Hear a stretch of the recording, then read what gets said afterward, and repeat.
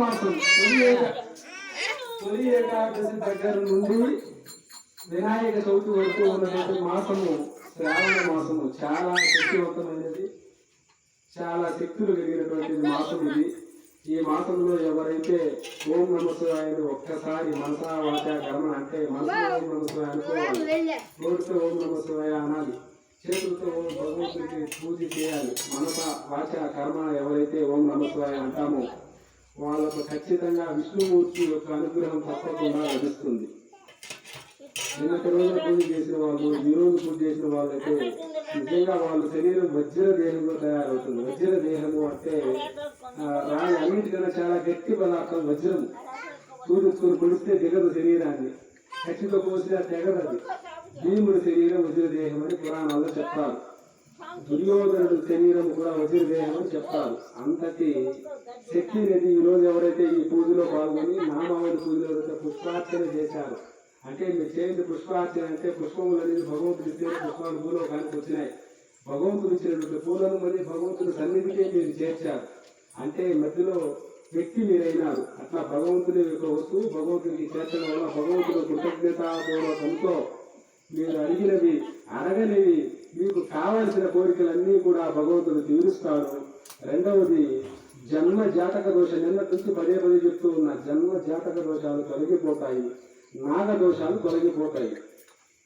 ఎక్కడైతే రామకోటి అనేది 24 గంటల సేపు నిరంతరంగా శ్రీరామ శ్రీరామ అంటామో వారి కుటుంబంలో నాగదోషాలు తొలగిపోతాయి. శివకోటి ఎక్కడైతే చేస్తామో అక్కడ జన్మ దోషాలు తొలగిపోతాయి. కనుక ఈ రోజు వరదరాజ స్వామి దేవాలయం అయినా కూడా మన భగవంతుని పరమేశ్వరుడు అనేటువంటి రూపంతో మనం పూజ చేశాము. ఈ పూజ అనేది చాలా శక్తివంతమైనది.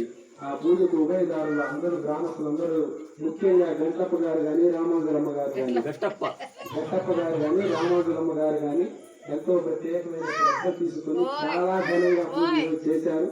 నిజంగా వారి ఇంట్లో 42 జన్మలు పూజ చేసిన వాళ్ళు ఉభయదారులుగా ఉన్న వారితో 42 జన్మలు చేసిన పాపాలు నశించిపోతాయి. పూజల దగ్గరను చూసిన వాళ్ళకి 21 జన్మలు చేసిన పాపాలు నశించిపోతాయి. అంత శక్తివంతమైన పూజ ఈరోజు చేసినటువంటి నామావళి పూజ, పరమేశ్వర అర్చన పూజ, హృదయార్చన పూజ ఈరోజు మనం చేశాం. అంటే ఈ వస్తువులన్నీ కూడా మనం తినడానికి చేసుకున్నది కేవలం అక్షంతలు వేసినది, భగవంతుడు సమర్పించిన వస్త్రాలు, పుష్పాలు అనేవి ఈరోజు వేస్తే రేపటికి వారిపోతాయి. అక్షంతలు అనేవి ఎప్పటికీ వారిపోవు. కనుక భగవంతుడు వేసిన అక్షతలు ఈ పుష్పాలు అనేవి తీసుకుని వెళ్ళి మీ పంట పొలాల మీద, మీ ఇంటి పైన, మీ ఆవుల మీద, మీ మనుషుల మీద ఈ పుష్పాలు అక్షతలు చల్లుకోండి. అవి ఎంతకాలం మీ ఇంట్లో నివాసంలో ఉంటాయో అంతకాలము కూడా మీ ఇంటికి వేరే దేవతలు, మీరు దెయ్యాలు, భూత దేశాలు రాకుండా ఉంటాయి. మీ ఇంట్లో ఏమైనా మీకు తెలియని దోషాలు ఏమైనా ఉంటాయి. తర్వాత వాస్తు కొంతమంది ఇల్లు కట్టేస్తే ఇంట్లో వాళ్ళకి బాధలే ఉంటాయి, బాధలే పోయేలా అంటే అది వాస్తు లోపం. అది అట్లాంటి వాస్తు లోపాలు ఏమైనా ఉంటే కూడా ఈ అక్షతలు తీసుకెళ్ళి ఇంటికి చదవడం వలన వాస్తు లోపాలు కూడా సరి చేయబడతాయి.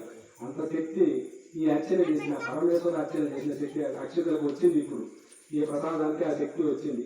మీరు ఆ ప్రసాదం తీసుకున్నారు, అది కడుపులేకపోతాయి. కడుపులో ఉన్నటువంటి వ్యాధులన్నీ కూడా నశించిపోతాయి. అంత శక్తి ఆ ప్రసాదానికి ఉంది. ఆ ఇంటిలో ఉన్నటువంటి దోషాల పోటీ శక్తి అక్షతలకు ఉంది, ఆ పుష్పాలకు ఉంది.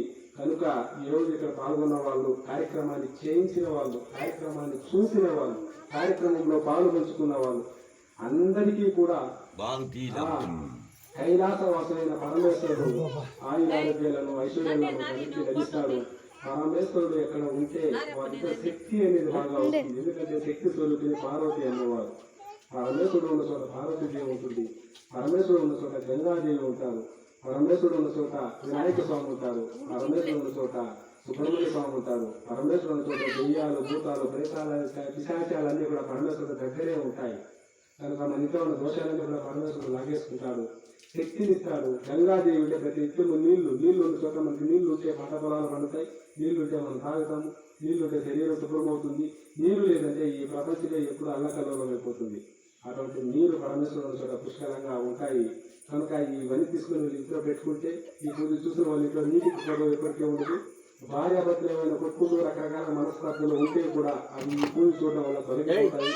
బిడ్డలు లేని వారికి బిడ్డలు, ఆయుధానికి రోగాలు ఉన్న వాళ్ళకి రోగాలు తొలగిపోతాయి. పెళ్లి కాని వాళ్ళకి పెళ్లి, ఉద్యోగం కానీ వాళ్ళకి ఉద్యోగం అన్నీ కూడా ప్రభుత్వం అనుగ్రహిస్తాడు.